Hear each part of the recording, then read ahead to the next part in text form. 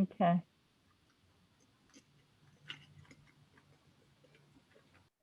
There you go. Okay, Tuesdays with Vincent de Paul.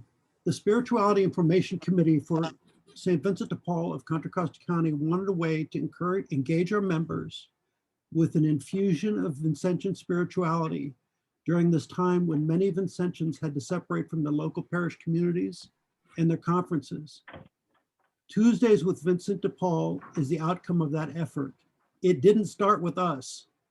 Vincent de Paul himself began to provide spiritual training every Tuesday to the religious and laity that later became the Vincentian family.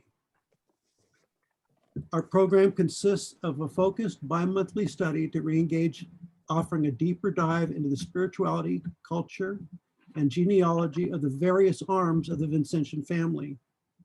Tonight, we start the second chapter in our study, The Ladies of Charity.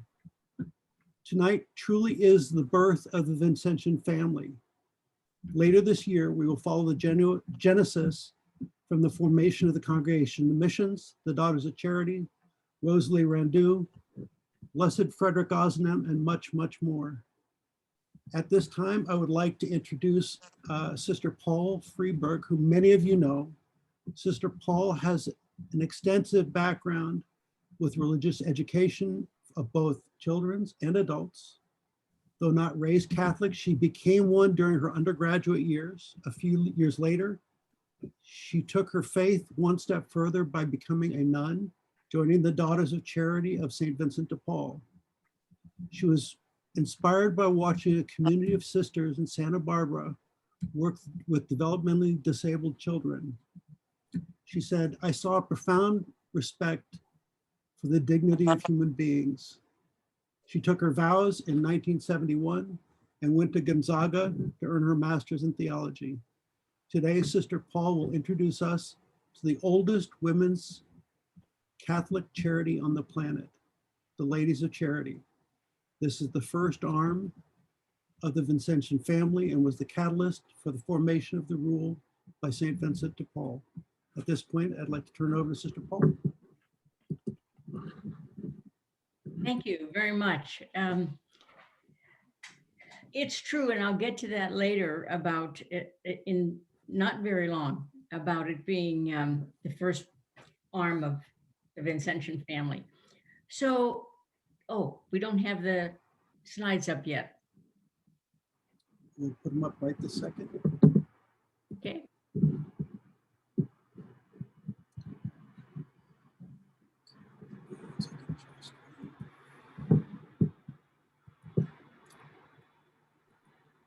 It should take me away from here because it would cover the screen.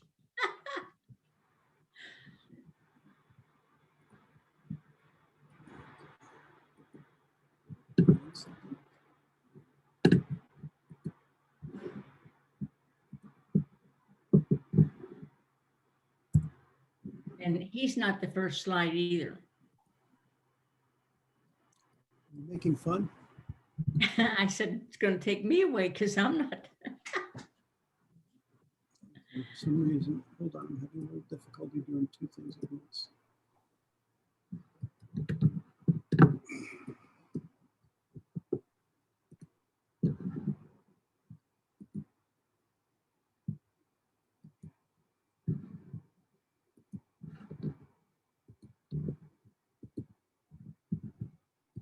There we go. Okay. But that's, it's on, There we go. there we go. Okay.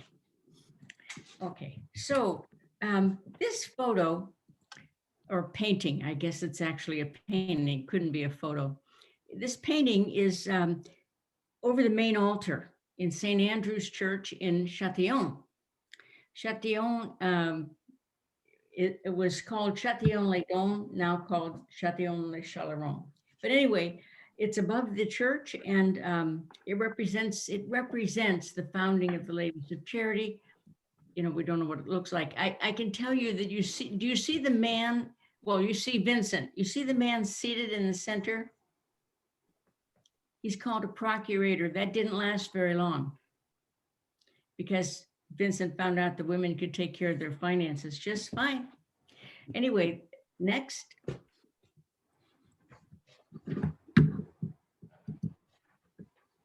Oh, good. This is St. Andrew's Church in Châtillon, and it looks very much like the church did, in fact, when Vincent was there. It dates, as you can see, from 1272 and took a long time to finish.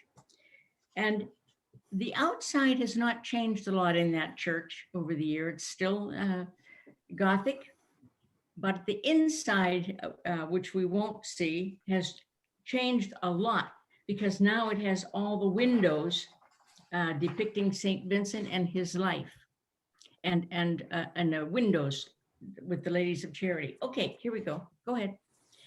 This is the rectory where Vincent lived in Châtillon. This was in 1617. I don't think it looked exactly like that, but if you look at the top of the church, I think the rectory might have looked more like that than it does right now, more like the top does. But they've also put his name on the top of there. This is, okay, we don't need any more about that. Inside this rectory, these stairs, but first of all, I'll show you next. Beside these stairs, there's a chapel, just so you know where it's placed. These short steps lead up to the room that Vincent lived in while he was there. Okay, we're going fast here on these. This is actually the room where Vincent lived in the rectory while he lived there. Vincent actually only lived in Châtillon a little less than a year, but he got a lot done while he was there. I don't think he had his name painted on the door. I think that might have been put there later, but it is actually the room he lived in. And I've seen that room. Here's the chapel that I mentioned, and I'm certain that Vincent was in this chapel, and I don't think it's changed much since he was. And I think he probably said Mass there for small groups of people. It's a very, very small chapel. And we had Mass in that very, very small chapel. Inside that chapel, next, you will see this. And I must tell you that when I saw this, the tears just came out of my eyes. This is the first rule for the Ladies of Charity, and actually the first rule that Vincent ever wrote. He's a big believer in putting down what people, well, here he put down what they should do. Most of the rules that followed that, he put down what we were doing and then made some adjustments to it. But this is in his own handwriting. He wrote these rules for the Ladies of Charity, probably because they were going to work with the sick poor in the neighborhood and just on the outskirts of Châtillon. And they were women of nobility and rather well-to-do. And he maybe suspected they didn't know a whole lot about how to deal with the poor. So he wrote this rule. And before we move forward, because it's 1617 we're talking about, I'm going to digress and go to another town and then come right back. Okay? Here we go. Next.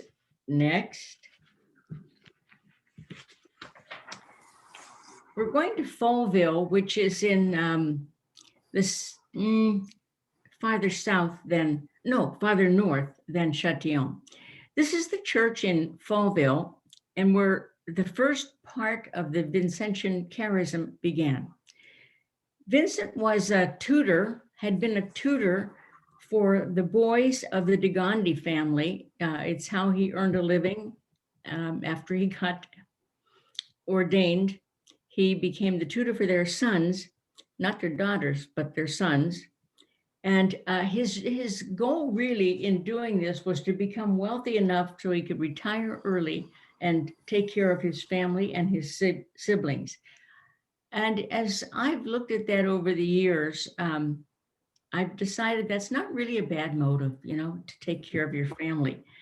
But he really did not see the vocation of a priest until this year, 1617, and we're going to see how the combination of this and Châtillon did that for him. So in 1617, God really intervened in Vincent's life in a dramatic way. He was in a carriage with Madame de Gondi, who owned a property. She and her husband owned property that included many towns, actually. It was an enormous amount of property. And she went to find him after he left, and he came back. And while they were in the carriage, somebody came running up to the carriage and said, just a little ways from here, there's a man who wants to go to confession, and he's dying. Vincent got right out of the carriage, said, take me there. And Madame de Gondi got out of the carriage, and she went with him. Anyway, so this man made a general confession. He was a good man, but he was terrified that if he died in sin, he wouldn't go to heaven. And actually, that was kind of the thought of the day. Thank God we don't believe that today. But anyway, they did believe it then. So he was very grateful that Vincent came to hear his general confession. And Madame de Gondi, when they got outside, said, if you hadn't been there, that man would have lost his soul. And she said, what must be done? Vincent learned that phrase and used it often about a lot of works. She said, what must be done? And she did it. She asked him to preach in this church that you're looking at the following Sunday. And she said she wanted the sermon to be on making a general confession. Well, everybody in the congregation and their whole families wanted to go to confession, and Vincent was by himself. So he tried to find a priest or two around, and he said he even had to call the Jesuits. The Jesuits. Anyway, they did hear a lot of confessions, and Madame de Gondi said, what you need to do is get a group of priests around you and come to here and go to all the towns on our property and do that. 8 years later, she would give him the money that he needed to start the Congregation of the Mission. And those priests took as their mission the rural parts of France, and that's how they spent their life, giving missions in the rural parts of France. So what Vincent discovered in Fauville was the spiritual poverty. It never occurred to him that people would have spiritual poverty because his family, although they were relatively poor, but rural poor, they were not spiritually poor. He came from a family that went to church every Sunday and they had a wonderful pastor, and they didn't have this problem. So this was a new thought to Vincent, that people could have spiritual poverty. And not only that, he learned from the people there that rarely did priests come. And when they did, they were so poorly trained, they didn't even know the words of absolution. But Madame de Gondi said that was absolutely true. And she kept it on a piece of paper, the words of absolution, which she handed to the priest. Okay, so that's the first piece, is the spiritual poverty in Fauville. So let's go back to Châtillon. In Châtillon, here's how the story goes. Vincent was vesting for Mass, and a woman by the name of Françoise came running up to him and said, I met a family. They're on the outskirts of town. They're all sick. No one can help the other, and they have no food, and they're all going to die. Well, he stopped whatever sermon he was going to give, and that's the sermon he gave about the poverty of the people in the outskirts of Châtillon. After Vespers, he himself started down to the outskirts, and he saw women coming and going, women taking food down there, women coming back, taking food down, coming back. He said it looked like a virtual parade. And so he himself went down to see the family. But he called those women together the following Wednesday, asked if they could meet the following Wednesday in the church, and they did. And what he said to them was, his heart was so touched by their generosity, but he said, this will not work. So they got organized that Wednesday, and the Ladies of Charity were born. So let's look at the next slide. So in Fauville, he met spiritual poverty.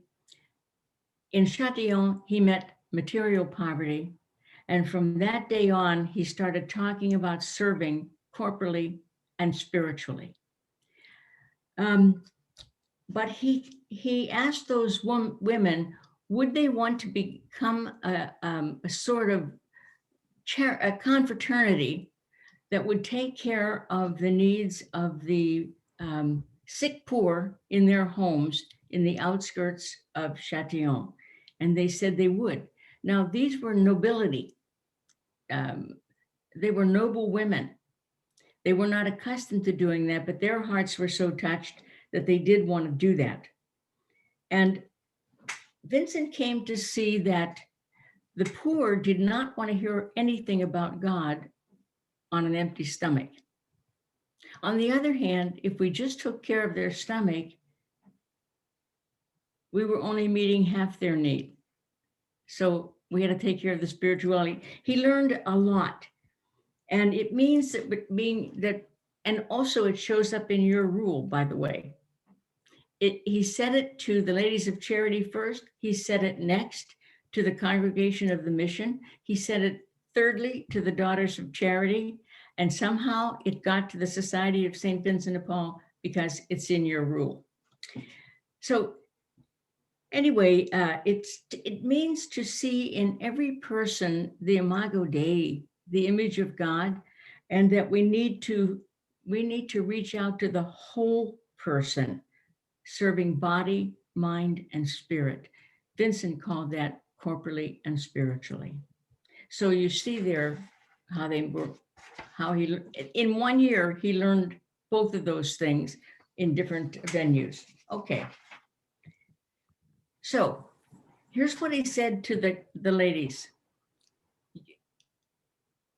The confraternity of the Ladies of Charity was instituted to assist the sick poor corporally and spiritually in places where it established. That's in that rule that we saw in the chapel.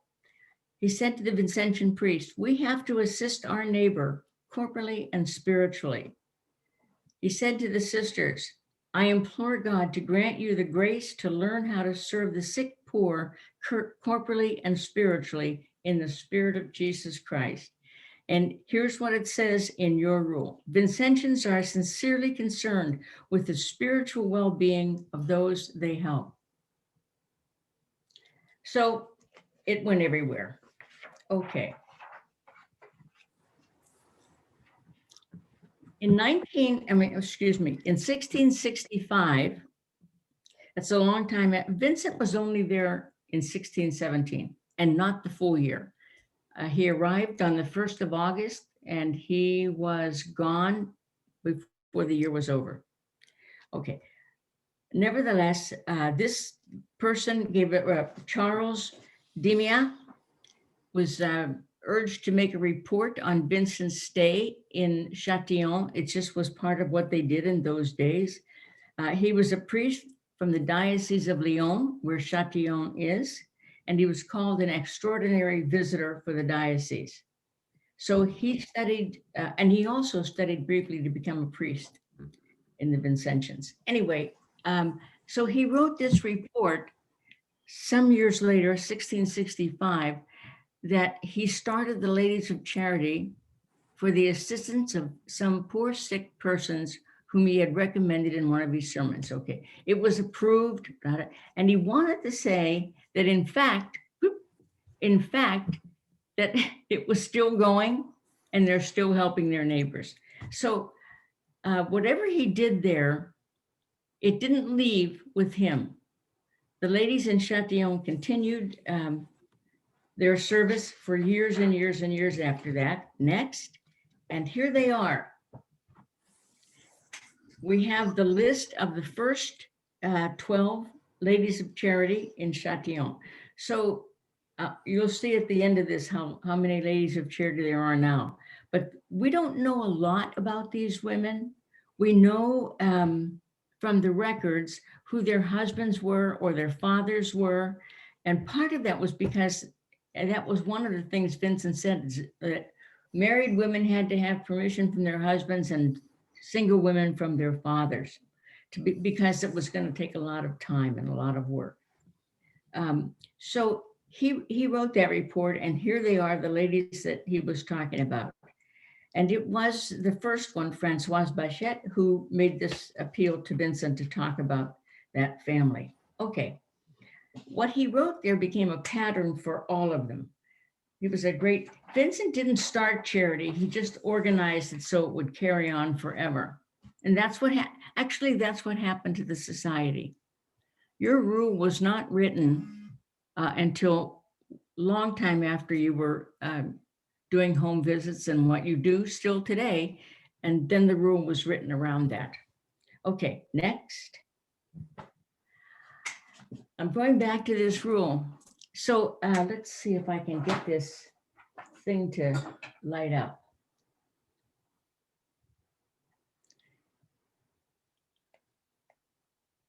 Yeah, can you see, this is DePaul. Can you see Vincent DePaul's name? Mhm. Right in the middle. Can you see the light that I have on it or not? No. No, naturally. Okay, Vincent DePaul's name is about a third of the way down that page. It's over to the right. There. And because I expanded it for a moment, I found Is Francois. that, Huh? is that it right there? Well, I can't see what you're doing Oh, either. okay, sorry. Oh, It's yeah, up there. yeah, Yes. that's it, DePaul. Okay, so, he wrote that all as one word. He would not separate DePaul because he thought it sounded pretentious. Anyway, Françoise Bachette, who was the first president of this confraternity, and I drew a line to where her name is. And I see the name of Florence Gaumond, who was one of the first 12. Yep, right there. And down below that is Florence, and the blue line ends on the beginning of it. And we're going to find a way to get this paper so that it can be read. It's in French, but that doesn't matter. I want to be able to read everything that he wrote there. By the way, it's not at all surprising that Vincent de Paul would write something for the ladies of charity and have them sign it. That would be unheard of in the society in the 17th century, but not with Vincent. It was for them and they all signed it.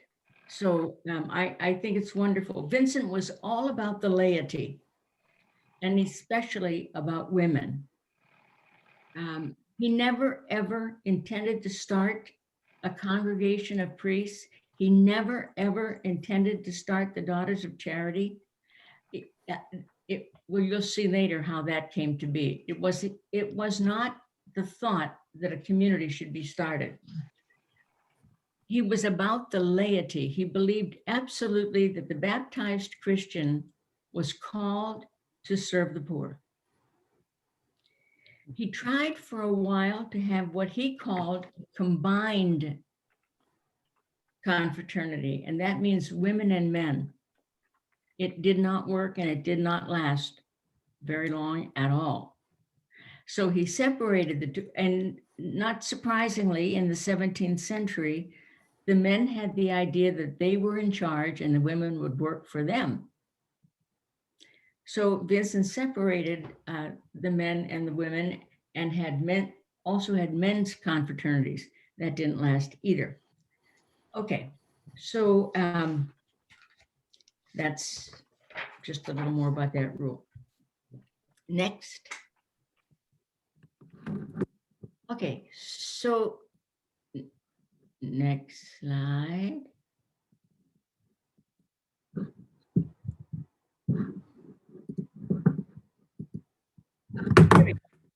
Okay, we'll move now from that first group because that's actually all we know about the first 12. We know a lot about these next people. The Ladies of Charity in Paris, still 17th century. And they were in both Louise and Vincent were involved with them. In fact, they went to all their meetings, but the first charity in Paris was organized in Saint Xavier Parish in 1629. And the following year, Louise de Marillac started a confraternity in her own parish of St. Nicholas de Chardonnay, and she was the president of it.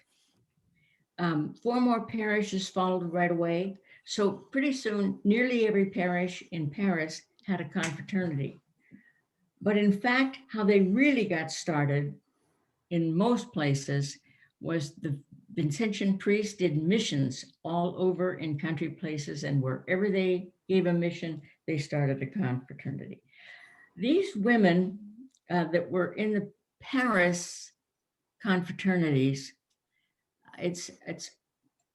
we can't overstate the wealth of these women, and we'll see them as you meet them one by one. They were extremely wealthy women who were in the among the Ladies of Charity in Paris.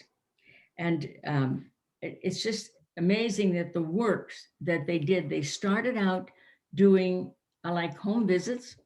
I mean, going into the homes of the sick, poor, and taking care of them. But in the ones in Paris, they got involved in other things as well. And we'll see that they got involved with the foundlings, that children who were left. We'll see that a little bit later, and the galley slaves. Okay. There was a woman by the name, her name was Madame Gussault, and again, fabulously wealthy. And she wanted the Ladies of Charity to work at Hotel Dieu, which is the oldest hospital in Paris, and it's still running.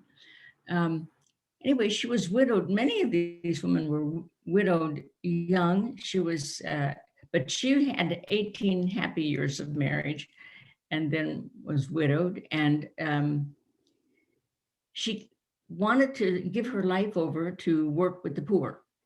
And she thought that the ladies should go into the Hotel Dieu because the Augustinian nuns were the managers of it, but they could not do, they just could not provide the kind of meals and that they wanted, that this woman wanted for every patient there, and take care of their spiritual needs and so forth.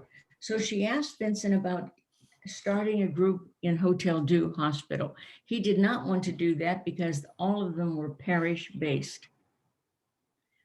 So she said, okay. So she went to the Archbishop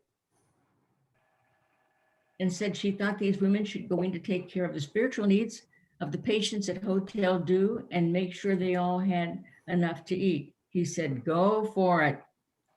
So that's what she told Vincent, the Archbishop. He didn't know she was going to the Archbishop.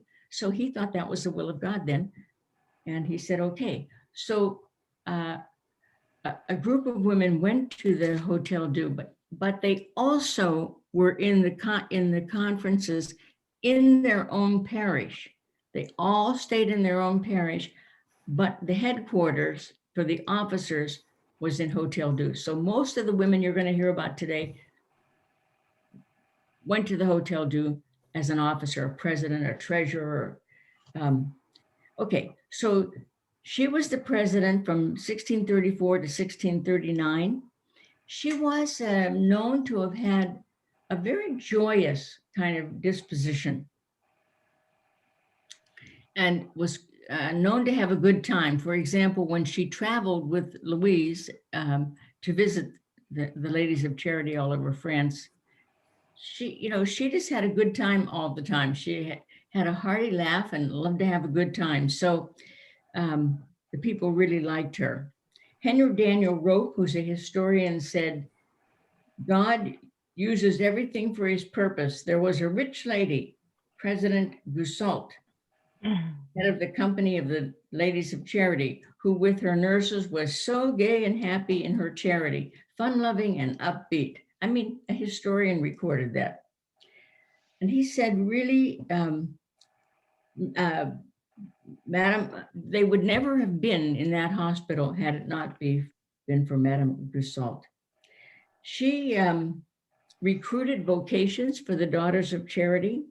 She'd get postulants together and she trained them and then handed them over to Louise de Marillac. That's a pretty great woman. Anyway, when she was dying, Vincent went to her bedside and stayed with her until she died. She was 42. He had great respect for her. He always called her Madam President. And when he was going to meet with the Ladies of Charity, he asked Louise, is Madam President going to be there? And if she said no, she called and or she didn't call, she came to me and said she couldn't be there. He said, well, we'll cancel the meeting. He wouldn't meet without her. Okay, next one.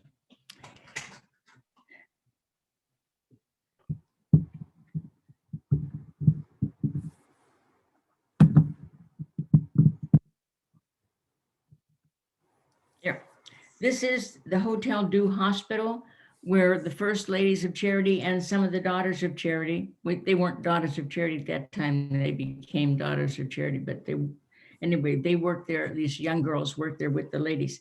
And that hospital was directly, as you can see, by the arrow, directly next to Notre Dame, on the same pavement that Notre Dame sits on. The hospital was right there. And that hospital was started in the 600s. And so this is 1617. Okay, and then we'll see the next picture.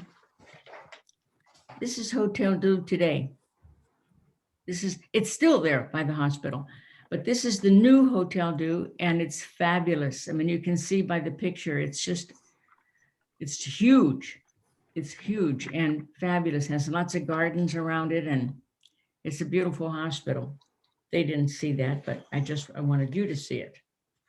And it's the oldest hospital in Paris that is still in operation.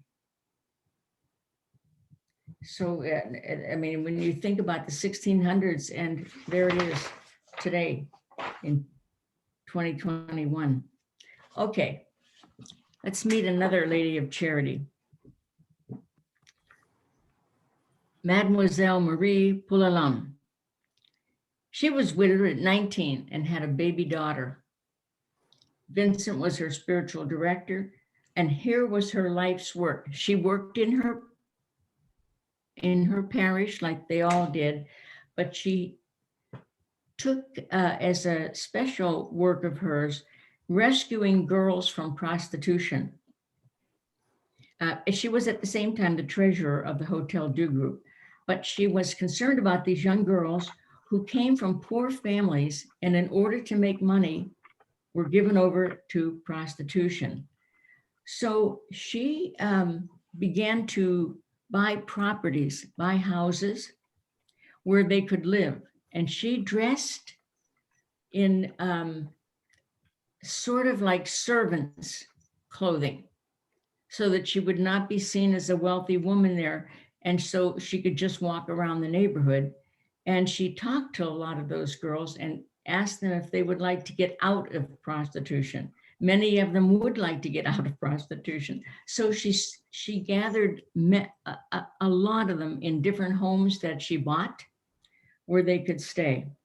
And they became shelters for girls who wanted out of prostitution, and girls who were doing all kinds of immoral things they shouldn't be doing, but because their family was poor. She was not the wealthiest of the ladies. She was wealthy, but not the wealthiest of ladies of charity. She certainly could buy a few houses, but then you had to take care of all these young girls. So she could count on some of her family members, and we'll meet another lady of charity who gave a lot of money to her work because she thought it was worthwhile. Because they also had to clothe them and, get everything for them. But any lady of charity who went with her to work with them dressed as a servant so that they wouldn't feel out of place. Okay. Next, we have Madame de Miramion. And she was married at 15 and also lost her husband and had a small daughter. The thing about this mademoiselle is that she was already pretty deep into a spiritual life, and she spent a lot of time in contemplation and going to a monastery so that she could spend time in contemplation. And she recorded a lot of her mystical experiences because her confessor asked her to do that. She's remembered today in history for her extraordinary impact on social services in the second half of the 17th century. And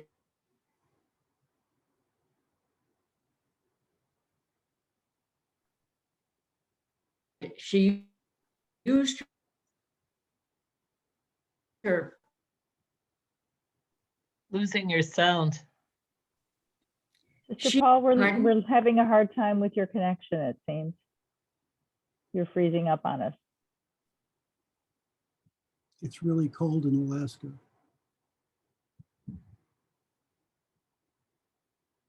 Sister Paul? Where is she? She's in Alaska. Alaska. Wow. Okay. Sister Paul, maybe if you stop your video, even though we all like to see you, that might help your bandwidth a little bit.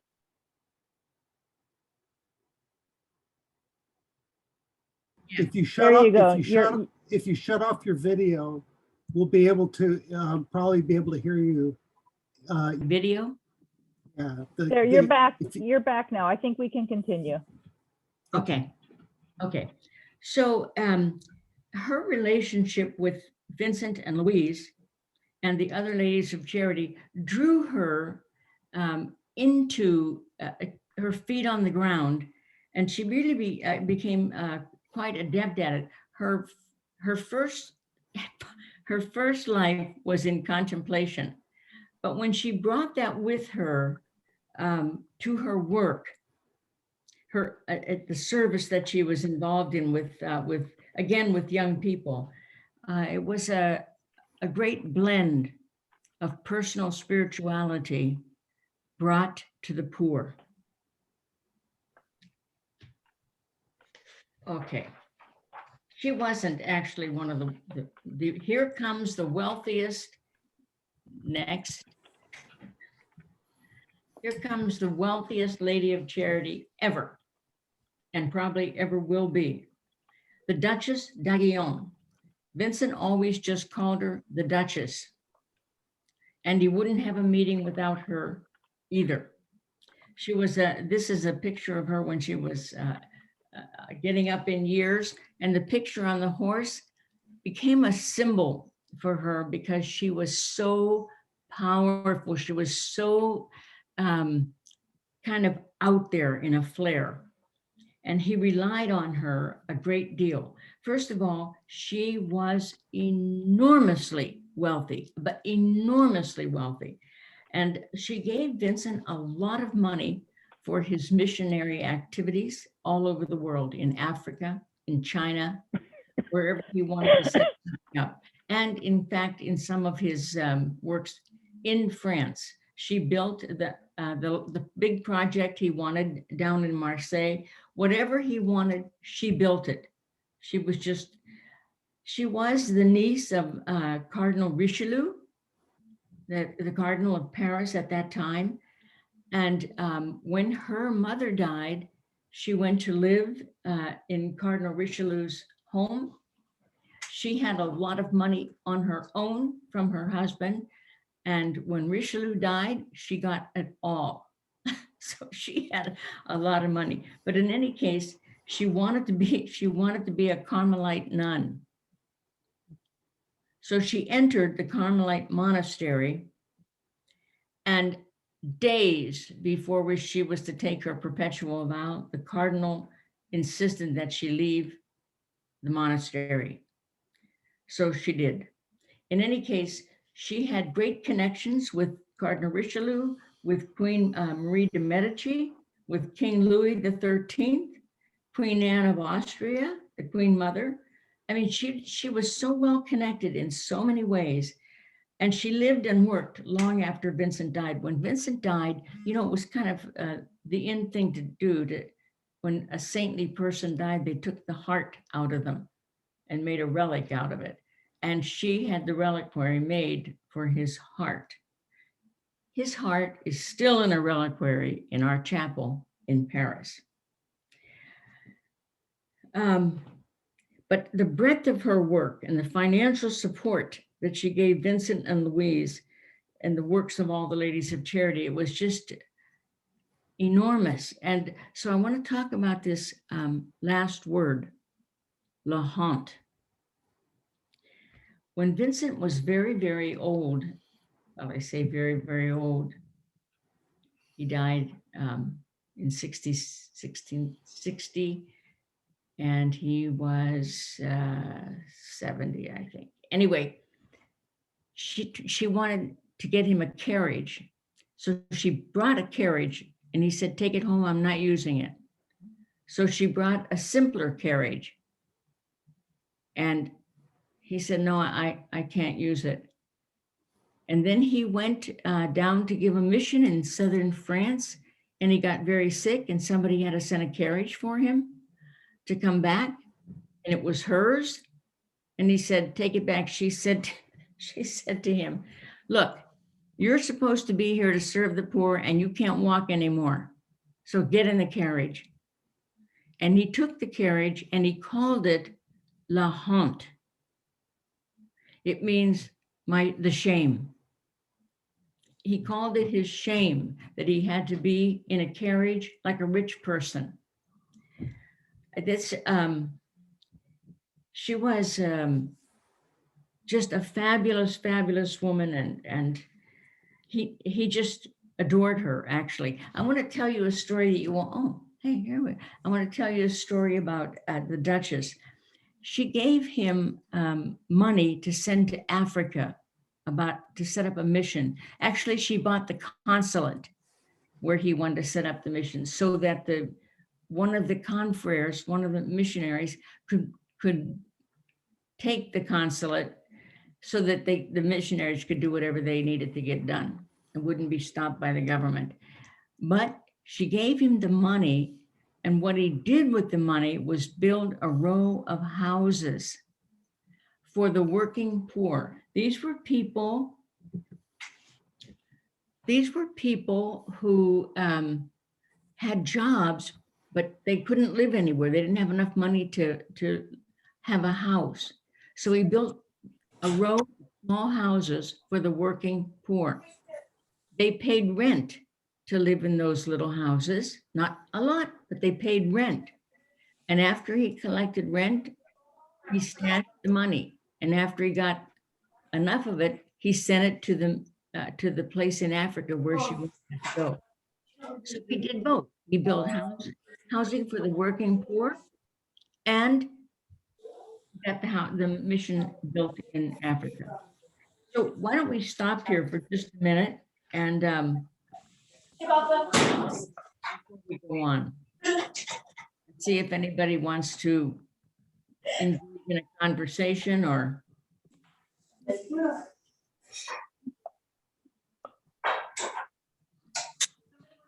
You can.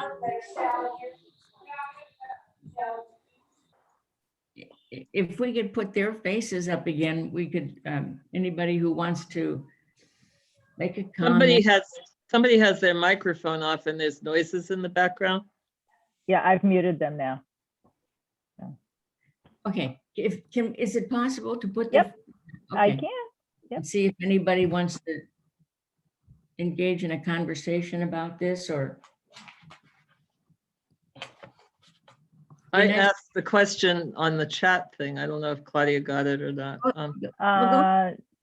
No, actually, I never saw it come through on chat, Susan. It's okay. It's okay. Okay, well, I just wondered if that Marie began with an M, Marmion or something like that, if she ever became a blessed or a saint, because she sounded like she might be, you know. No, but I forgot to I forgot to tell you that. Wait, let me see who she is. The one just before. No, not Gasol. Not Hotel Du. Oh, yeah. The one that was working with the young girls in prostitution. Those young girls, as they got older, she formed them into a group and they became the Sisters of Divine Providence. I don't know if it's connected with the ones that there is still a community called Divine Providence. And I'm not sure if it's a continuation of that, not for the same reason, but anyway, so they became known as the Sisters of Providence, and I know they existed for a long, long time. They were there in Seattle when I used to be there. There was a group of them in Seattle. But I'm going to research that and find out if that is a continuation of that first group of Sisters of Providence. But all of the ladies of charity, I mean, they were all really, really wealthy. The Duchess, a Daguillon, but Vincent always just called her the Duchess. She was the only one that was a Duchess. She had no end to money. I mean, she was just fabulously wealthy. So she and the others to some extent helped with that group of Divine Providence because they were all people making a shift in their life and they wanted it well supported and they all had a part in it. But she, you know, whatever the lag was, the Duchess picked it up. And true of everything Vincent and Louise did, whatever was lacking, she picked it up. Thank you. Anybody else want to chat? Nice to hear another voice. They can either unmute or you can Raise your hand or put something in the chat, either any of the above. Put your hand up and turn your microphone on. I can only see a handful of you. Yeah, I'm seeing everybody, and you've answered all their questions. You've anticipated everything, Sister Paul. You're that good. Just why we have you here. Whoa. Well, I would second that. This has been fabulous so far. So I'm excited to keep learning. Well, you know, you actually can belong to the Society and the Ladies of Charity. I have, I don't know if any of you remember Gene Smith. He was the national president some time ago. He's a great guy. I've known Gene for at least 35 years, if not more. Anyway, his wife, Nina, is in the Society of St. Vincent de Paul, and she's also a Lady of Charity. And both of them are affiliates to our community. So he said, well, you know, we like to do everything together. I said, Gene, look, you can both be affiliates. You can both be in the society, but you cannot be a Lady of Charity. We draw the line. But anyway, Nina was in, I want to tell a story about Nina because you're all in the society. Maybe some of you heard me say this. When she went on her first home visit with a woman by the name of Diane, it was the first time either one of them was going on a home visit. And they took food in the back and put it in the trunk of the car. a box of food, because that's what the society does. And they knocked on the door, and the woman let them in, and they talked for over an hour. They just talked, and you know how you're friends with the poor? Well, they were friends after an hour. And then one of them said, "Do you need food?" She said, "No." They said, "How come you called the society?" She said, "I just needed somebody to talk to."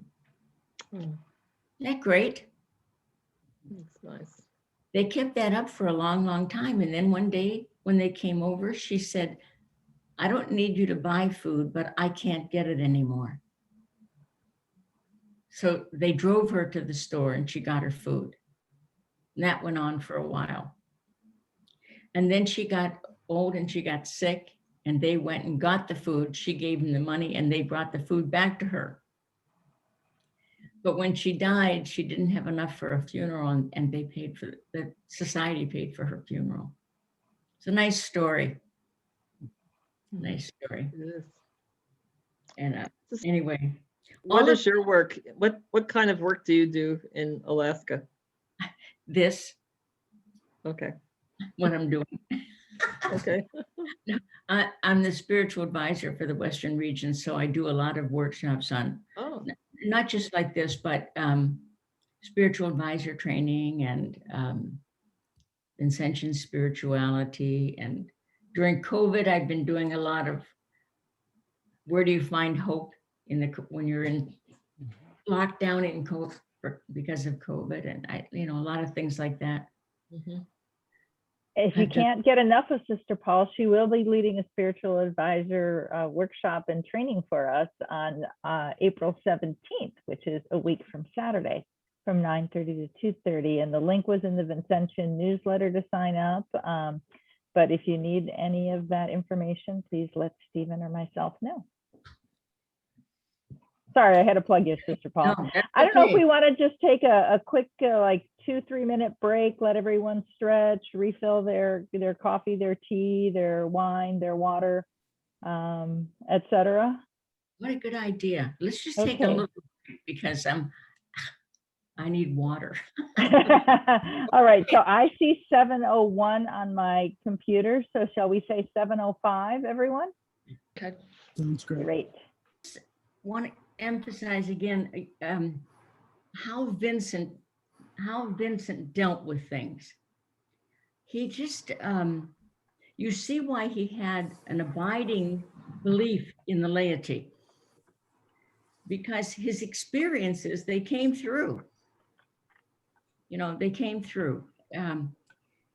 And with all of these women, there were certain things, just because of the class that they lived in, they did a lot of work and they paid for a lot of work. And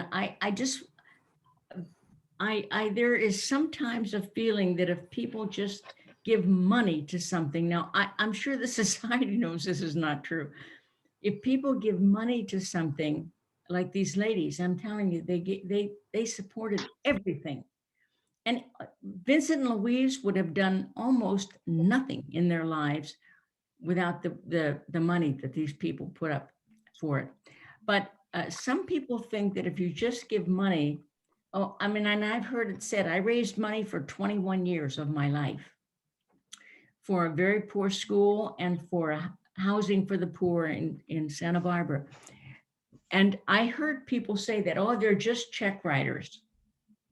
They're not doing anything. And I came to believe that check writing was hands-on service of the poor. Because if people don't put their hands on the check, we don't have the money to do anything. And that's true of the society. It's true of it's true of the whole Vincentian family and any group that's trying to help the poor. If somebody doesn't give the backing for it, we just can't get the job done. We just can't get the job done. So some of these ladies, they obviously, some of them got involved, particularly with when the Lady of Charity wanted to help get those children out of prostitution and they were in prostitution because their families were poor. And so they got those girls into a group and they got them educated so that they could support themselves. And it, you know, it was a wonderful, wonderful work. So it's no wonder that Vincent admired the laity like that. But he had the Madame Gussault and the Duchess of d'Aiguillon, there's something about them that just clicked with him, and he wouldn't hold a meeting if they weren't both there. I mean, it just was, he thought they were so spectacular. So you'll see these people again in a photo. Okay, let's go to the next one. And I'm going to make you an offer after this. This is Madame Foucault. We see her at meetings in paintings, but we don't know a lot about her particular work. Here's what we do know. This is what Vincent said about her. If by some mischance the written gospel should be lost to us, we don't have the written gospel again, we would find its spirit and its maxims in the actions of Madame Foucault. She is a living gospel. And he said, she makes piety seem so attractive that others are drawn to practice it. Now, if you want, I could send you a digital copy of this, and you could change the name on the top and put your own name up there so that you could show that here's what, and you could take Vincent's name out of it. Here's what people think about me. If the gospel were missing, they'd know exactly what it was by watching me. I'm thinking about carrying one in my pocket, even if it's not true. Wouldn't you love to hear that said about you? Wouldn't you just love to hear somebody say about if the gospels were lost, disappeared, everybody'd know what it was, because if they watched me, my actions, oh my God. I mean, what a great thing. So, you know, from all these other ladies of charity, I mean, who are just spectacular, the things they did. And this is what we know about her. Not bad. I remember when I was in, I went to Emmitsburg, Maryland for 1 year to give 1 year on a translation project. And I heard a homily, you know, there was an infirmary there with elderly, sick sisters. And when one would die, obviously the service was in the big chapel there. And this guy's, the homily he gave at one of those funerals, I said to him after, Father, do you have a copy of that? He said, sure. Why? I said, can I have it? He said, why? I said, I want it read at my funeral, whether it's true or not. It was so spectacular. I mean, it's just the kind of, like this woman, I would, you know, we should all strive for this, that somebody would say that about us, that they could read the gospel through you or through me. It's a wonderful thing to have somebody have that said about him. It's just, anyway, I couldn't resist. And in the all these other women appear, you know, that we have a set, 13 volumes of all of Vincent's conferences and letters. We have 30,000 of his letters, which is a fraction of what he wrote, but we have a lot of them. And we have a lot of his conferences, and some good old have slated those and made them at our disposal. So if you want, you know, if I want to write a paper on something, all I have to do is go there, copy if I need a quote from them. all of these people, most of them appear in his writings. The Duchess d'Aiguillon is in all 13 volumes. No, 12 volumes. Her name appears in all of them. And so does Madame Gussault and some of these, but some of the others appear here and there. But the Duchess d'Aiguillon is in every volume, and so is Madame Gussault. This Madame Foucault appears in a footnote.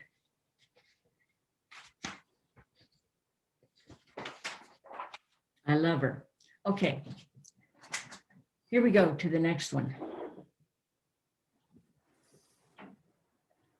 This is a large painting, and it is now housed in the Museum of Public Assistance in Paris. And the Museum of Public Assistance is closed for the duration. I think it's been closed for a few years right now, and it probably will stay closed for a little while, but it'll open again. This is a large painting that is in there. And it's so rich. Well, first of all, it's big to start with, but it's so rich. I want to tell you who these people are. I'm almost certain, because I've looked them all up and matched person for person. So let's start over here. I feel like if I point at it, you can see it. On the very left, let's start with the person on right beside Vincent. On his right, on our left, she's wearing a kind of a green dress. Who was it? You, Claudia, that was able to indicate stuff with some kind of a pen or something? Do you Yes, see? yes, what would you like me to? You see that woman next to Vincent in the green on his right, our left? Can you see it? Yes. Yeah. Okay. She is the Queen Mother, the Anne of Austria. She was married to Louis XIII. Vincent was at Louis XIII's bedside when he died. Anyway, she's the Queen Mother now, and so that's who she is. And we can just go to the left of her is Mademoiselle Poulain. That's the one who was interested in young girls who were in prostitution. The one after her is Madame Marmion, who was the one who was the contemplative, but got involved in action serving the poor as well. And the next one is Madame Foucault, about whom it was said, if we lost the written gospel, we could read the gospel through her life. Okay, so if we go on the other side of Vincent, that's Madame Gussault, who was the first president of the Ladies of Charity in Paris, and was so until her death. And next, behind her is a young girl. And I don't know this for certain, and I don't know how to find out if it's for certain, but just given where she is, I believe that might be her daughter-in-law.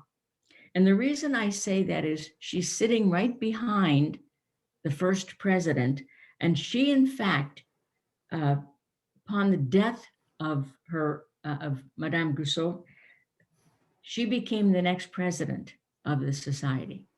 I mean, of the society, of the Ladies of Charity in Paris, at those who met at Notre Dame, Hotel Dieu.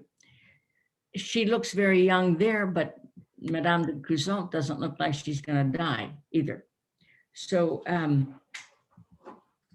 anyway, I'm almost certain that's who that is. Next, we have Louise de Marillac, who was in fact a lady of charity herself, and started a confraternity in her parish, but we're going to hear a little bit more about her in just a second, her relationship there.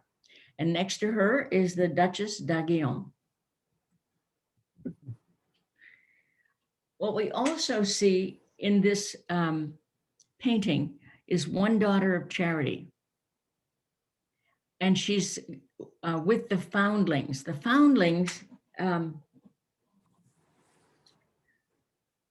foundlings, were babies who were left on church steps or in bushes around the church, or and often they had the baptismal certificate with them, so that the mother wasn't necessarily trying to hide her identity, but she wanted whoever found them, hence they're called foundlings, that they were baptized. Some of those babies were not found in time and died. But Paris was in such poverty in the 17th century, so much poverty, which is why the Ladies of Charity were founded in the first place in Châtillon, and again, and continued in Paris. But these foundlings were just taken to a place called Le Couche, which is a place, where babies sleep. Okay.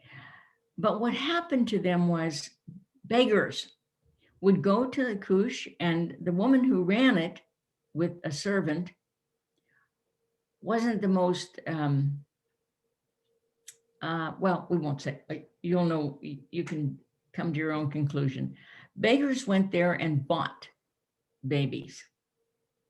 So a beggar might buy one baby, and then when they got them out of there, they would break an arm or a leg or break their back, in some way cripple them, so that they could hold the baby out in front of them, and passersby would, grab their hearts. They were just so taken with this crippled baby. And so they gave more money because they were holding a crippled baby in front of them. First of all, leaving the babies was horrifying to Vincent.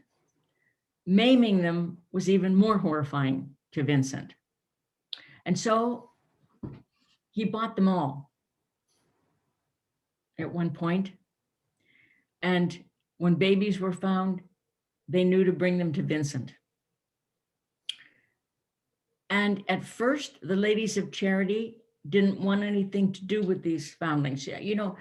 I said earlier that the Daughters of Charity were not founded the same time the ladies were. Young women heard about these Ladies of Charity who were working with the poor, and they came from small villages or countryside, and they said they wanted to serve the poor, and could they work with these ladies serving the poor? Well, this was great because some of their husbands or fathers didn't want them going into a home where there might be the plague, or in filth or squalor. They didn't want them going there. So often they started sending their servants to do some of the menial things. Well, these young women wanted to do that. And so they worked with the Ladies of Charity and under the direction of the Ladies of Charity. And they went with them to see the poor and to take care of things and clean the house and do this and do that. Okay.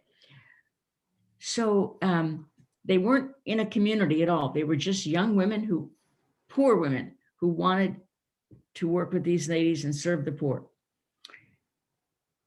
So these noble women, who honestly were wonderful, wonderful people, and we cannot judge these people by our standards today. They simply could not do certain things, and these girls that were there did it, but they didn't want to take care of these foundlings because they thought they were conceived in sin and abandoned. That's just what they thought, and they didn't want anything to do with them. And at one time, Vincent put a baby, and they said, another one. He put the baby there, and he said, listen, it's time for you to pronounce judgment. over this baby and all those who are to come.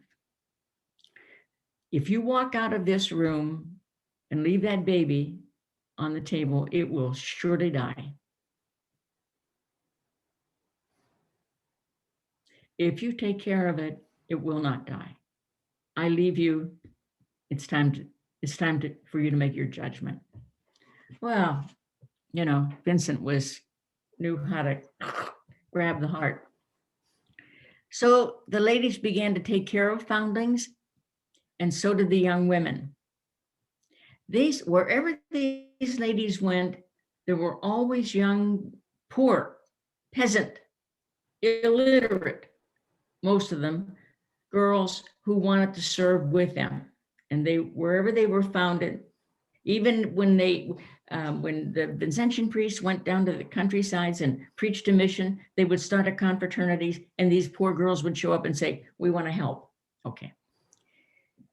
So later on, just the way it goes, later on, Louise wanted to gather some of these girls because Vincent said, "This is just a new thought, the poor serving the poor." It was a new thought, like spiritual poverty was a new thought. He didn't know there were poor people living on the outskirts of Châtillon. So it was a new thought that the poor could serve the poor. He certainly saw the rich serving the poor.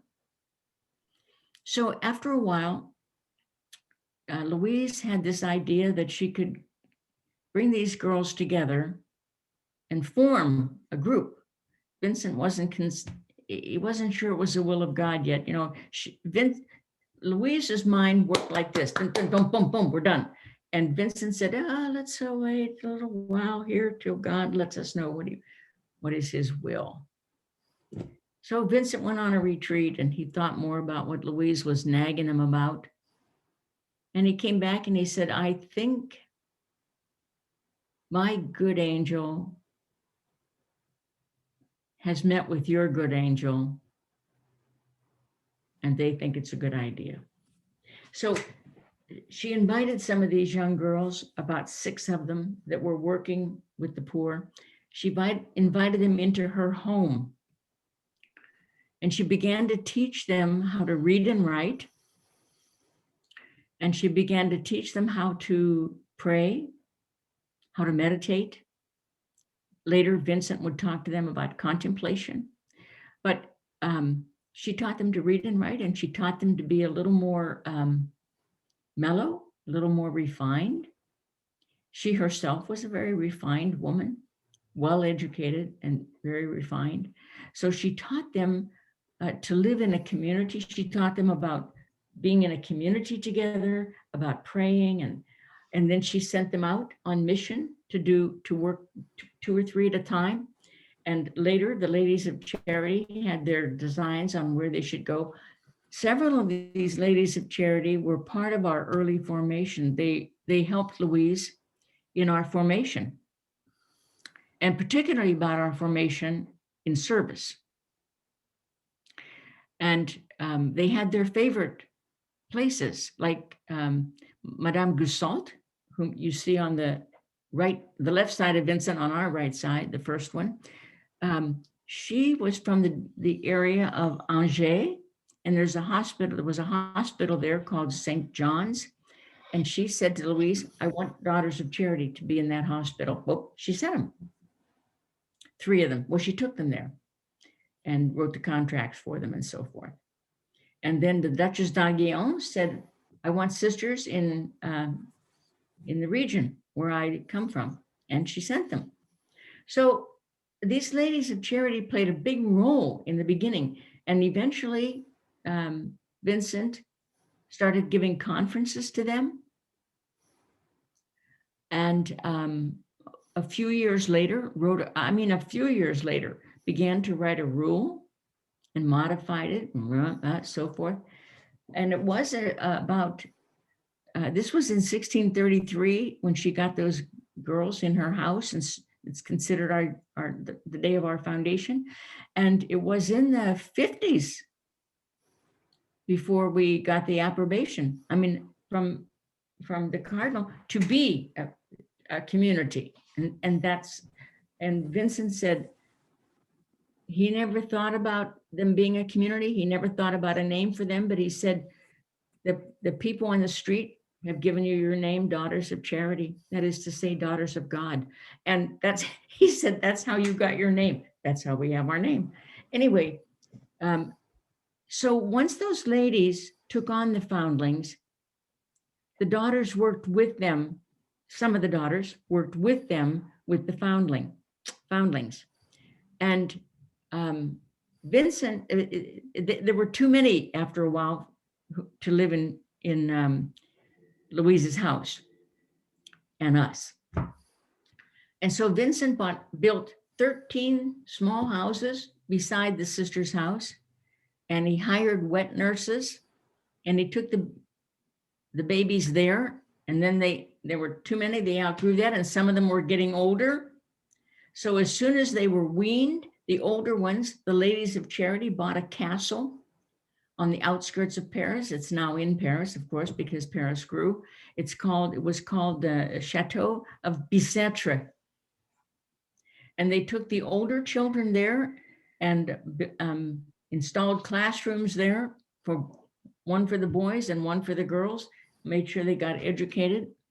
And the babies stayed in the little houses. It was a wonderful operation. And both the Ladies of Charity and the Daughters of Charity took part in that effort of saving babies who were abandoned because of poverty.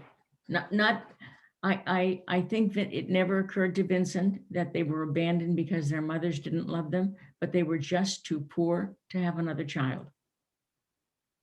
And so fortunately, we had this group of wonderful and wealthy Ladies of Charity. They bought the chateau and could take care of these babies and children as they got older. And so that Bicêtre became, I think, probably the first orphanage known, Bicêtre.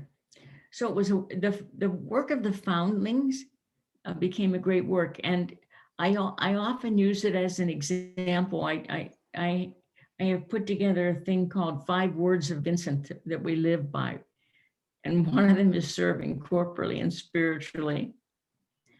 Just the things that he said all the time: the poor are our lords and masters, and do the good that presents itself. And this was the good that presented itself to Vincent, these abandoned babies, the foundlings. And both the ladies and the daughters worked with that for a long, long time. So, I mean, this isn't all of the Ladies of Charity, but they were, certainly the principal ones that are in this painting. That painting was done by Jean André. And as I said, it's in a museum. Okay. Oh, well, so I'll talk about that later. Never mind. Okay. So let's go to I love this picture though. Anyway, from Châtillon to the Vincentian priests and brothers, the Ladies of Charity, the Daughters of Charity were soon covering Europe. All 3 groups they were everywhere. The Ladies of Charity were everywhere. The Ladies of Vincent preached a mission, and his priests preached missions all over France, and they started confraternities. And the Ladies of Charity, wherever they were, sent for Daughters of Charity to work in an institution that they started wherever they were. And often the Vincentian brothers went to those places to bake bread and do all kinds of things and make wine and sell it and all kinds of stuff. So this, one of the byproducts of all of this is that these young women who worked with the Ladies of Charity in their service, somehow Louise believed that they could serve better if they could read and write. That's why she taught them to read and write. And they could pray better if they could read and write. Because in the beginning, Vincent said, don't worry about this. If you can't, just look at a holy card and meditate on it. And which was true. But, later they prayed with the liturgy of the hours and, just, but anyway, because Louise herself was taught in a convent school, and she learned Latin and Greek and all the major literature and all the major spiritual writers. She learned philosophy, theology, scripture, and she learned to paint. And she was not a bad painter. Let me forget. Oh, you can't see. Can you see this? Yes, yes. Not Yes. these people around them, but just this picture right here of the Sacred Heart. You see it right here? Yeah. She painted that. And it's a gigantic painting, and it's on, it's still in our mother house. Later, she painted the Holy Family. It's in our mother house. She painted smaller paint. And when she wanted to lift up the spirits of the sisters, she'd paint a little painting and give it to them for their community room.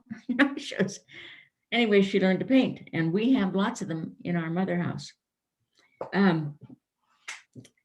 Incidentally, the Daughters of Charity still work with the Ladies of Charity. We have a very close association with them and with the Vincentian priests. And every one of our provinces has a Vincentian priest as a director of the province, not spiritual director for the sisters, but director of the province. So we've always had a close relationship. Okay. Yeah. Okay. I'm done with that. Okay. Now, here we go. So the Ladies of Charity, because they were started every time a mission was given, there were tons of them all over France. These, you call your groups conferences, they call theirs associations. But at that time, they called them confraternities. Anyway, they were everywhere. But as you can imagine, if somebody went to give a mission for a couple of weeks and started one of these groups, they weren't well formed in the spirit. What we now call Vincentian spirit or the Vincentian way. They weren't well formed. They were just started. So Vincent in May 6th of 1629 sent Mademoiselle Legras, because she was illegitimate. She was, even when she was married to Antoine Legras, she was not allowed to use the word Madame. She was called Mademoiselle her whole life. And that's, if you enter a marriage as, and the illegitimacy was written on her marriage contract. And because of that, and she married a nobleman, all right, but of a lower class than the de Marillacs. It was an arranged marriage. But anyway, she was called Mademoiselle. So he sent her on mission to go to visit all the charities. I mean, all the Ladies of Charity, the confraternities, all over Paris, all over France.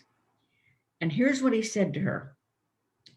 Go, Mademoiselle, go in the name of our Lord. I pray that his divine goodness may accompany you, be your consolation along the way, your shade against the heat of the sun, your shelter in rain and cold, your soft bed in your weariness, your strength in your toil, and finally, that he may bring you back to us in perfect health and filled with every good work. So she set out to visit all of the Ladies of Charity all over France. But in fact, I do believe she made one trip, the first trip by herself. After that, she never traveled alone. Ladies of Charity went with her. Madame Dussault traveled with her a lot. The Duchess d'Aillon traveled with her a lot. Several of the Ladies of Charity did, and sometimes two of them at a time. They loved being with her. And when they got where they were going, they would do a complete examination of that group of Ladies of Charity. Were they in fact still serving the poor? Were they treating them like the Imago Dei, the image of God? Were they treating them as they would treat Jesus, as Matthew 25 tells us?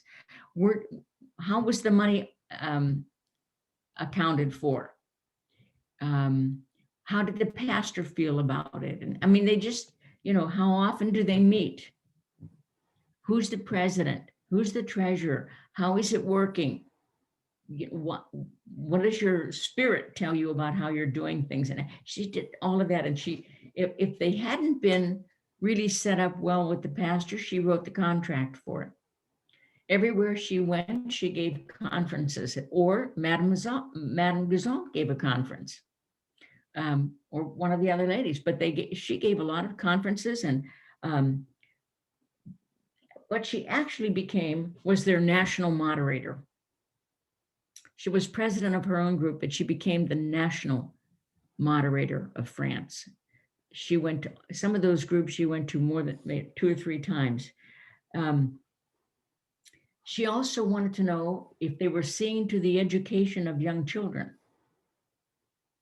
because it would be their job to find a teacher and train a teacher. These women were all educated themselves. To train a teacher to teach the children in the area, even if it was a hospital, there should be a small school attached to it. She wanted to know if they were taking care of the medical care of the people that they were serving. And she lifted them up with the great, and so did the ladies that traveled with her, their great call to serve the poor, that it was God who called them, God who assembled them.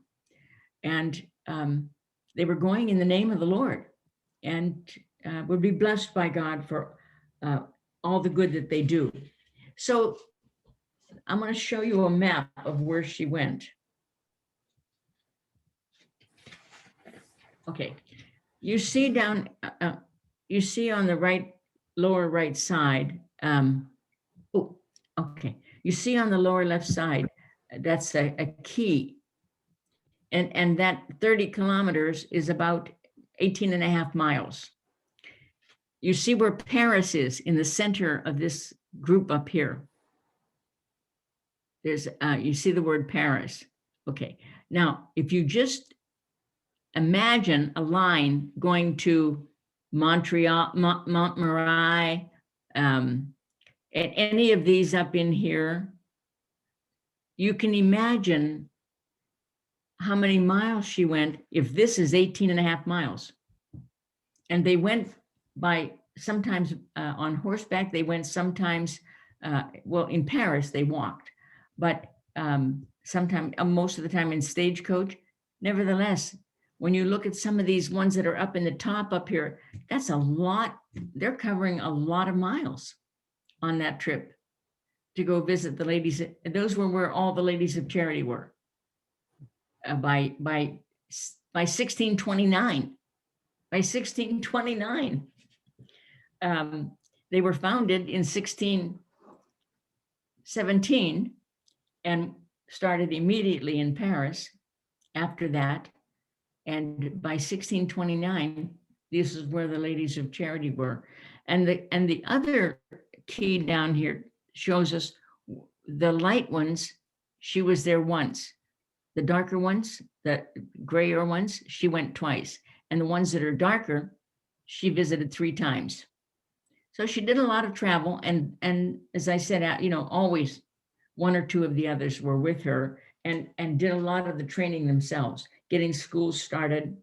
But she, first of all, did an assessment of how they were operating. And were they operating by the Spirit of God?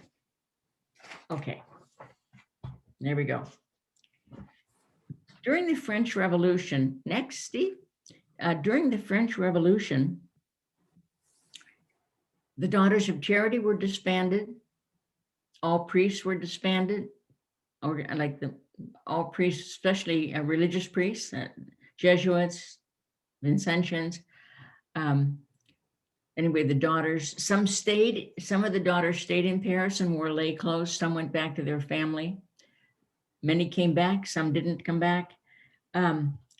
So Rosalie Rondeau in the 1800s was in the poorest, really the poorest part of Paris,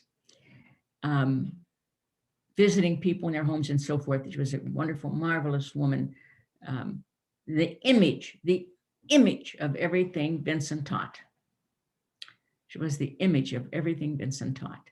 And as you might know, it was to Rosalie that the first members of the Society of St. Vincent and Paul went to learn how to serve the poor. They got it into their heads that when they were challenged, that they had to serve the poor to represent the church, but they didn't know where the poor were or what they might do with them when they found them. So their spiritual advisor, Monsieur Bailly, sent them to Sister Rosalie. And so Frederick and his first companions learned from Rosalie how to do home visits and so forth. There were no more ladies of charity in Paris. I mean, they weren't active because they weren't allowed to be active because they were Catholic. I mean, they could be executed for doing that.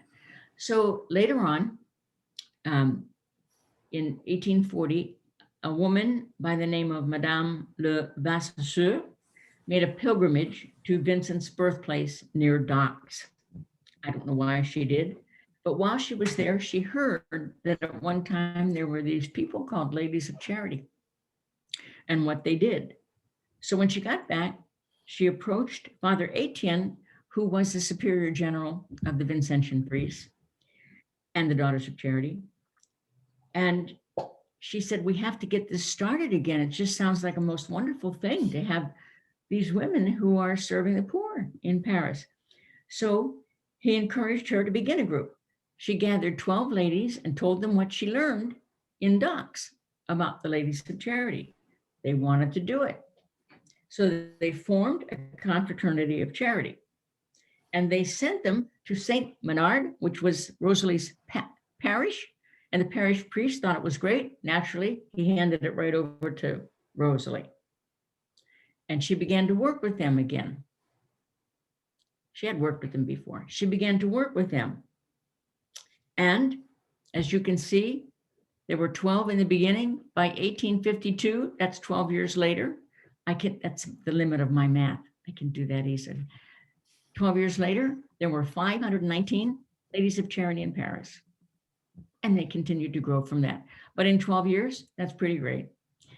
So once she got the first 12 and her pastor asked her to form them, she did. And then they spread. And so the Ladies of Charity were back in business all over Paris.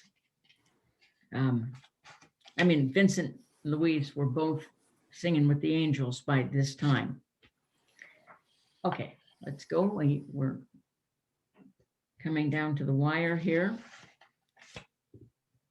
Here's what Vincent said to the early Ladies of Charity. I'm going to read it because there's an astounding piece in here. For almost 800 years, women have had no public role in the church.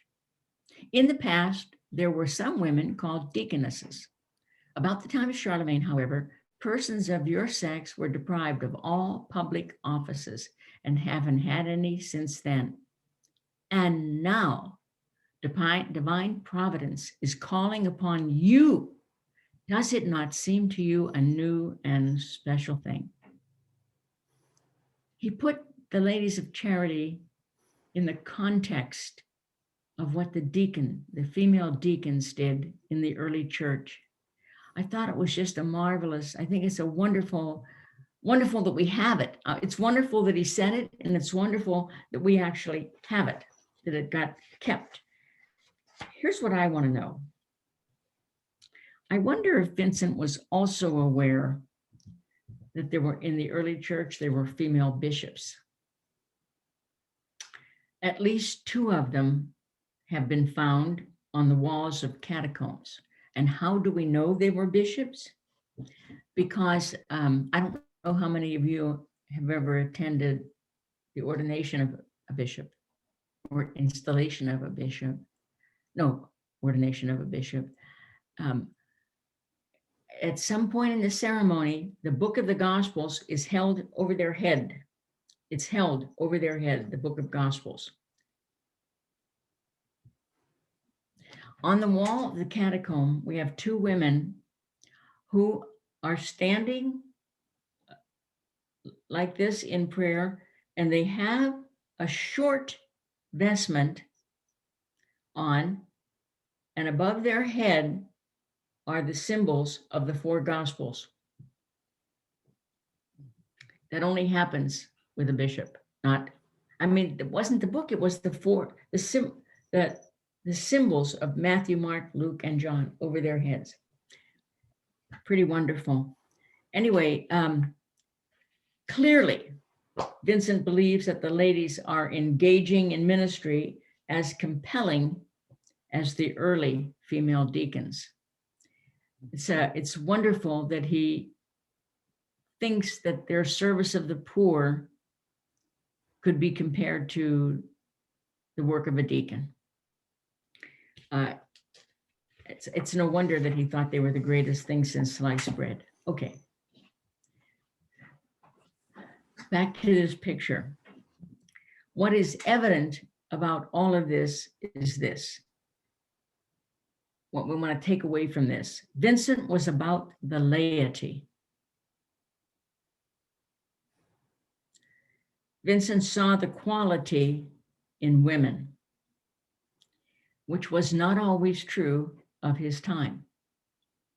He saw the quality in women, from his mother to Madame de Gondi, certainly Louise de Marillac, to the ladies of charity, the daughters of charity.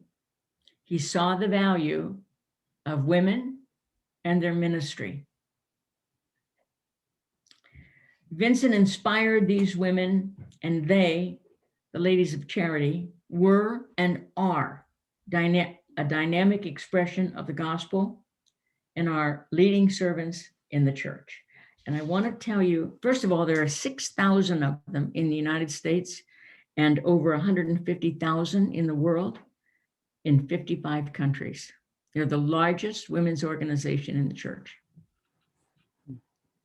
And as Steve said at the beginning, probably the first official organization of women in the church, but they number over 50,000, and like all of the Vincentian family, we all started in France. So brush up on your French.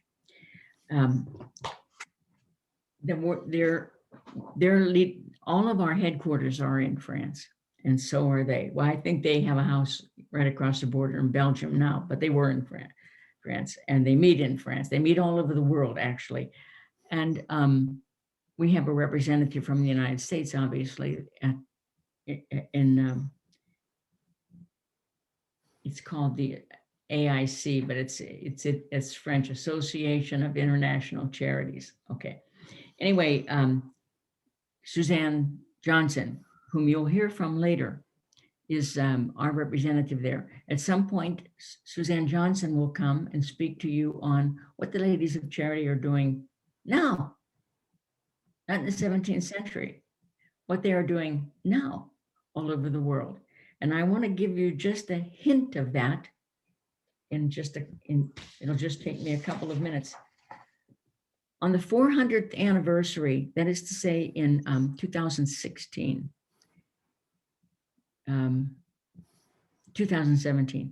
when they were celebrating the 400th anniversary of the Vincentian charism.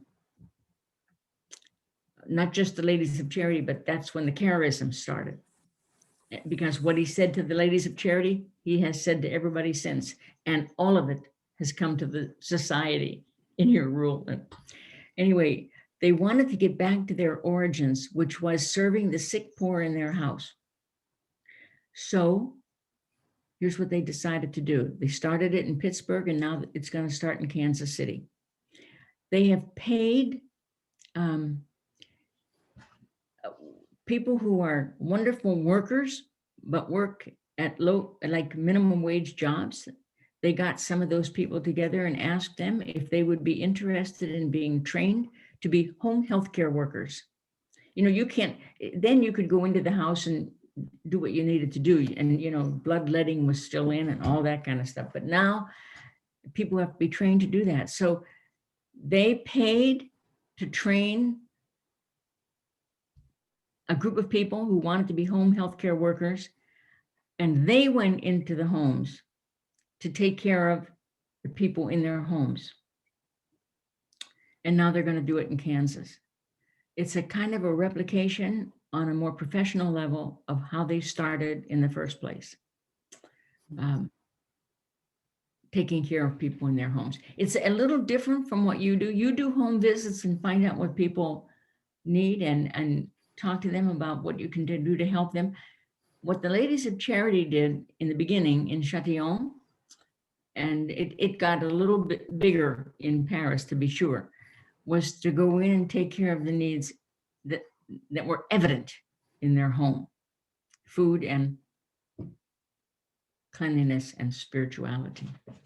So that's what we know about the early Ladies of Charity in the beginning in Châtillon, and the magnificent women, these magnificent nobility that came together in Paris, fabulously wealthy women, to start their service that is now all over the world, all over the world. So that's what I want to say about the first branch, and we'll see it again in the Vincentian brothers, priests and brothers, when Tom McKenna speaks. He's wonderful. And we hear it again when Suzanne Johnson comes, and when all the other wonderful, Betty Ann McNeil and whoever is coming to do something. It's great. So if anybody wants to say anything, we have a couple of minutes. You're welcome to say it. Thank you, Sister Paul, by the way, not just for your great presentation, but for our plug of our forthcoming sessions of First Tuesdays. So we appreciate that, and we welcome you back as a participant in the audience, that you can enjoy this. She may even come back. But we'll see you in a couple of weeks anyway. So You know, I think you gathered how much I love the Ladies of Charity. And I think you already know how much I love the society. Absolutely. We're all one. We're all one. We are all one. It's all the same stuff. So, You know, those little babies, the foundlings, I noticed that they were all wrapped up. Is that common that they did that in those days, I guess? yes, and I actually saw it not too long ago. My nephew had and his wife had a little baby, and his brother had a baby 4 months later, and now they're great pals. But anyway, when he was just an infant, if he got, like, you know, when sometimes when company comes, they don't know why they feel nervous or jumpier and start whining. And his mother would open this little cloth, not really a blanket, and she'd put him in the middle, and she'd wrap that thing around him, put his arms were down, and she'd wrap him up in that. And in a nanosecond, he was smiling. He was just, he felt contained in a loving way. I saw her do that on a number of occasions. He just felt secure. And then after a while, when he was really relaxed, and she'd take it off.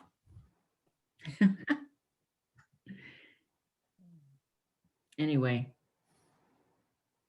Sister you've Paul, this has inspired us been, to want to go see all these places Absolutely. in France too, Hey, when we can all travel again. I want to thank you, Sister Paul, for all the work that you put in to putting this presentation together, and for being such a good spirit and source of hope for the society. This has been a long haul for you. I know that you've been doing a lot of these as people were sheltered in place, and it really is a privilege to have you come and really play an instrumental role in getting this going, and finding presenters. And we really do have a year ahead of us. Ralph Middlecamp, the national president of St. Vincent de Paul, is going to be doing a workshop on Frederick Ozanam, and the The woman that Sister Paul was talking about is the president, if I'm not mistaken, of the Ladies of Charity. Yes. Oh, she was. And now she's our representative at international. So we've just got some terrific people that have stepped in to make this a really meaningful experience for everybody. And I It's just a want to great thank you so program. much. It's a great program, Steve. It's just wonderful, to go, just go through the whole Vincentian family like this. It's wonderful. Well, what do you want to tell about how the daughters wanted to all watch this, or you want me to send the Well, link? we have to send a link. And then they'll get. Yeah. Sister Paul, I don't know if you can see all the comments in the chat, but we've got so many people. Thank you so much. Great inspirational history lesson. Thank you. Thank you, Sister Paul, for your inspiration and everyone who attended this evening. Thank you. Love the stories. It just, what a gift. What a gift, spending the time and having the background, connecting the pieces of the Vincentian family. There's so much that I realize that I don't know. And I've been around St. Vincent de Paul for a long time. So Thank for you. those of you, like as we mentioned, we'll be posting this up on our YouTube channel, and we'll send the link out in our next Vincentian newsletter. So if you have any fellow Vincentians that you feel might want to listen to this, or if you missed last time, which was a couple months ago with Father Reibold, it's posted up there as well. And we welcome you back in June for our next installment. I'll be And that's watching. that will be Father Tom McKenna, and he's going to be doing He's great. He's just great. a workshop on the Congregation of the Missions, and actually the spirituality of the Congregation of the Missions, which are the Vincentian priests. That's the religious arm of the Vincentian priests. So, Sister, I want to thank you. I could really feel the passion that you've had during your session this evening. I really appreciate your love for society. Thank you. Thank you. I do. I love this. Listen, I've talked about Vincent, Louise, Rosalie, but I will never talk about Frederick Ozelam as long as Ralph Middlecamp is alive.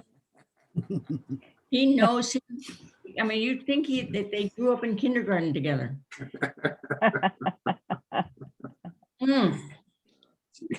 Well, you'll have to come to his session to make sure he's still legit then. Sister, Okay. do you want to do? Would you like to do a very quick closing prayer, and so we can all? Sure. Good and gracious God, you who have called us and given us the privilege of serving the least of yours, send us forth this night with your blessing, your strength, your courage. Bless all those we serve. Keep us all one. In Jesus' name, amen. Amen. That's pretty quick. Amen. Now I have to go to a St. Vincent de Paul meeting, Oh. Thank you, Thank sister. you. and I'm the host. Okay. Okay. Take care. Thank you All right. all. Thank you all for coming. I hope you enjoyed it. Okay. Thanks, Steve. Thanks, Claudia.